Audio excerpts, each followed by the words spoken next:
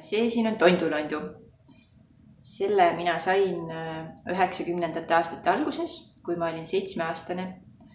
Ja selle koera tõid mulle Kanada sugulased, kes olid toona oma esimesel Eesti visiidil pärast Eesti vabanemist.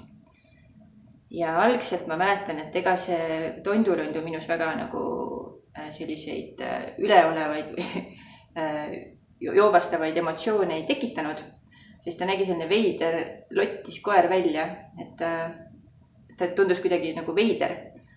Aga lõpuks ma ikkagi kiindusin temasse, eriti meeldis mulle mudida tema nende lottide sees olevaid väikseid hernekesi, mis mõnusalt krudisesid. Ka kõrvade sees on tal sellised hernekesed. Ja siis ta teenis välja lõpuks aukoha minu pehmikute kollektsioonis, mis mul alati olid voodi peale sätitud nagu siingi. Ja ma sättisin ta alati siis nende pehmikute ette. See oli iga hommikune rituaal, et need lotid tuli niimoodi laiali sättida, kõrvad samamoodi.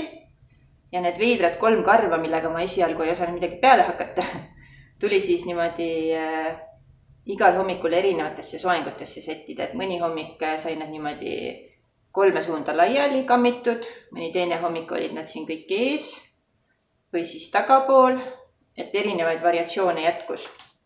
Igatahes selline oli siis selline 90ndate lapse tüüpiline hommik.